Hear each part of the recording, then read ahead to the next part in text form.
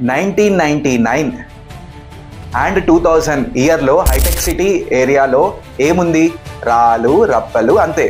But ఇప్పుడు ఒక mega city అక్కడ ఫామ్ అయింది. కరెక్టా కదా? ఈ లాజిక్ నమ్మని వాళ్ళు ఈ వీడియో స్కిప్ చేసేయండి. బికాస్ నెక్స్ట్ వచ్చే కంటెంట్ మీరు అర్థం చేసుకోవాలంటే ఈ ఒక లాజిక్ అనేది మీరు నమ్మాలి, రైట్? ఇవన్నీ మన కళ్ళ ముందే అయ్యాయి. Okay, thank you for staying with me. ఇవాళ అదే హైటెక్ సిటీలో బిగ్గెస్ట్ ఐటీ హబ్స్ లో ఒకటి మనకి ఫామ్ అయింది. లక్షల జాబ్స్ క్రియేట్ అయ్యాయి, కోట్ల వెల్త్ క్రియేట్ అయ్యింది. కరెక్టా కాదా? ఇప్పుడు మనం నేర్చుకునే లెసన్ ఏంటి?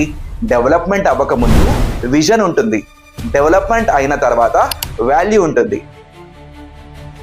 అందరికీ నమస్కారం. నేను సిద్ధార్థ్. నా 10 years కార్పొరేట్ అండ్ ప్రొఫెషనల్ ఎక్స్పీరియన్స్లో నేను నేర్చుకున్న ఇన్వెస్ట్మెంట్ లెసన్స్ మీతో షేర్ చేసుకుందాం అని అనుకుంటున్నాను. ఇవాళ నా దగ్గర 10 lakhs ఉన్నాయనుకోండి. ఈ 10 lakhsని 20 years తర్వాత మ్యాక్సిమం వెల్త్ క్రియేట్ చేయాలి అంటే మన దగ్గర ఉన్న ఆప్షన్స్ ఒకసారి మనం కంపేర్ చేసుకుందాం. First, land investment. మన తాతలు వాళ్ళ తాతల జనరేషన్స్ నుంచి ల్యాండ్లో ఇన్వెస్ట్ చేస్తూ వచ్చారు. ఎందుకు? ఒకటే సింపుల్ లాజిక్. మనిషి బిల్డింగ్స్ క్రియేట్ చేయగలడు కానీ ల్యాండ్ క్రియేట్ చేయలేడు. అందుకే ల్యాండ్ యొక్క డిమాండ్ అనేది పెరుగుతూ ఉంటుంది.